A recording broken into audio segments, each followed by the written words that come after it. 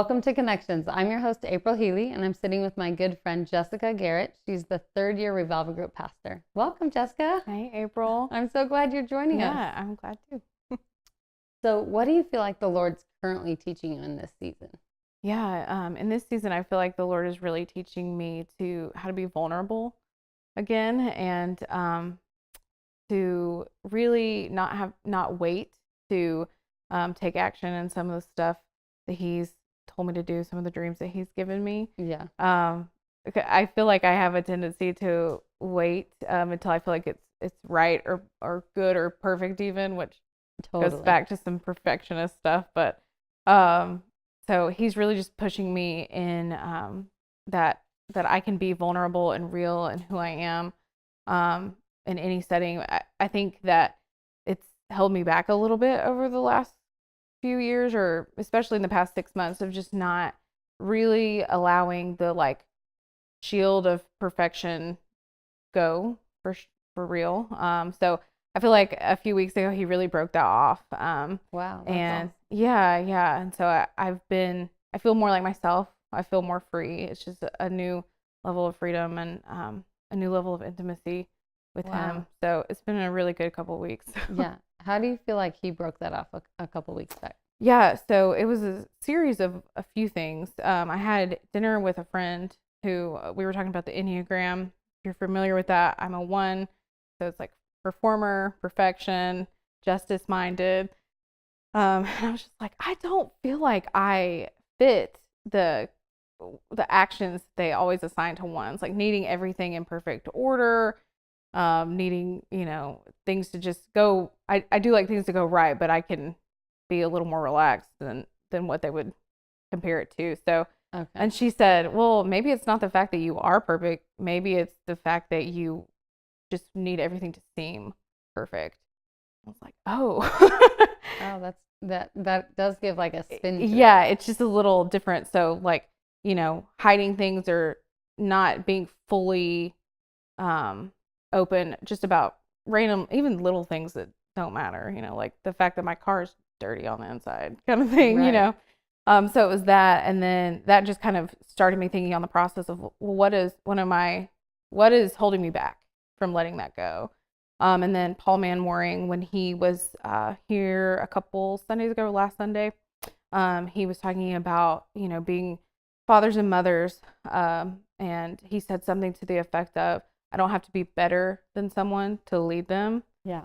And that just, oh, I loved that. It blew my mind. That was so revelatory. Yeah. And I really feel like in that moment, the Lord just kind of cut it off for me. Yeah. And it's one of those feelings where it feels like I'm breathing fresh air again, of even in being in this leadership position, like just feeling empowered all over again to lead the third year students, who are, a lot of them are older than me, really well, and just pastor them through their journey, because it's really been great. So yeah, it's so cool because you don't disqualify yourself. Yeah. And you don't disqualify like a mother and father that you want in your life, because right.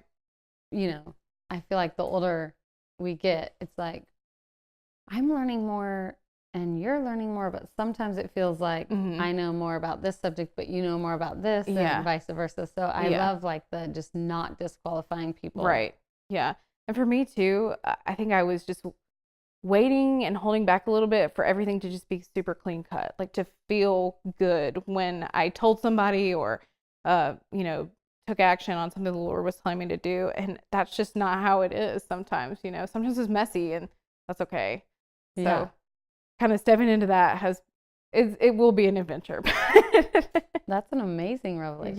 Yeah, it's been great. Yeah. And didn't you get a revelation on stress and anxiety as well? Yeah, so I would say about this time last year, when I was still in third year myself, I had just been struggling. I was working, and still am at the company, but was working a really stressful, like, executive assistant position, super demanding, and just was feeling really miserable because I couldn't find myself, and I was asking the Lord about it for months, and just kept seeing a picture of this ship, and it was like floating in really shallow water and approaching a shore, but it was moving so slow, and I'm just trying to figure out how I can get this thing to shore, or maybe I jump off and swim. And I'm sitting in third year, and Dan's teaching I couldn't even tell you what he's teaching about. But so you're having like an open vision, or I had just been kind of when I'm thinking about my life, okay, and kind of talking to the Lord with it. This is still the picture that I'm seeing in my mind. So okay. not necessarily a vision, but just like I guess a pictures. view of your life. Yeah. Okay. So I feel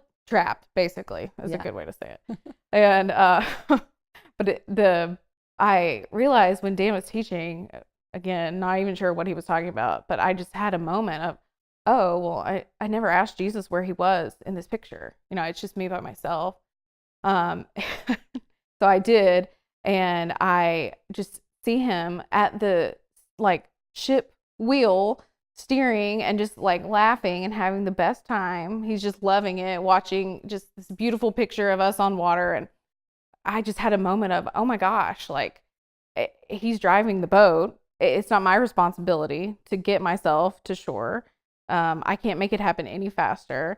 And so I think in that moment, I just realized, my breakthrough doesn't count on my performance or on what I can do to make it go any faster.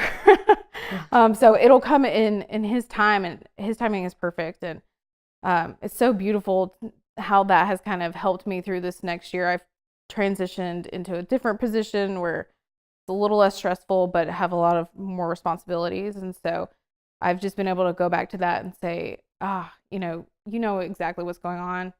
I don't have to know exactly what's going on right now, and that's okay. Yeah. And that's helped me through a lot. That's helped you like not have some stress and anxiety that you would typically carry. Yeah, because I can buy into I'm not doing enough. This could be so much better. What could go wrong? Like I can go down that train a lot. And something else that he's really taught me in the past few months is that at any moment that I feel like stress or anxiety, I can choose to see from his perspective.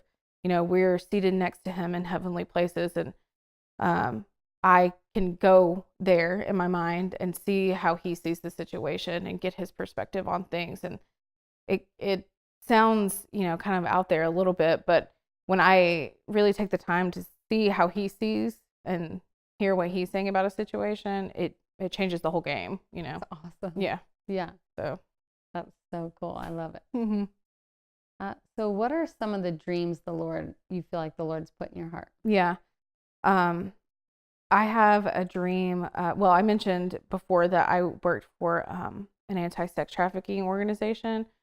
And that was just so wild to me. And seeing women on the streets or in clubs in Atlanta who really don't want to be there. I think that's a big misconception, that they're there because they enjoy it. And I would say that that's mostly false.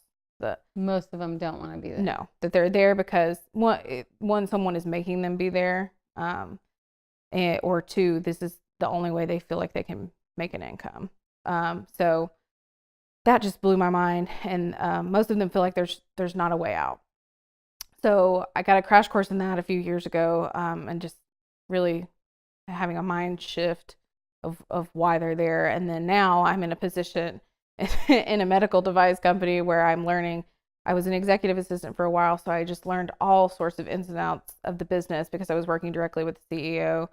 And now I'm in an accounting role, so I'm learning just tons of finance things I never wanted to know about business. But I really have a dream, and I don't know how this will come together, but to marry the two. Maybe that would look like starting my own business and employing women that are trapped, for lack of a better word, on the streets, and just giving them an opportunity to grow into something new, and almost like a professional development type thing as well, teaching them how to apply for jobs, write a resume, gain those skills that are necessary. So that would be great. I think that would be awesome. So amazing. I can't wait to see that dream come true. Yeah. That will look so good. Yeah. Oh, I love the dreams Jesus puts in your heart. Mm-hmm. They're beautiful. Yeah. Well, Jessica, thanks so much for joining us. You're awesome. Thank you. I love hearing everything that's in your heart and just all the revelations God's doing in you. It's beautiful. And I love to watch it unfold. Thank you. Thanks for sharing with us. And you guys, thanks so much for joining us. Thanks so much for listening to Jessica. I love all of her testimonies. They're brilliant, and I'm sure you think so as well. And please join us again next time.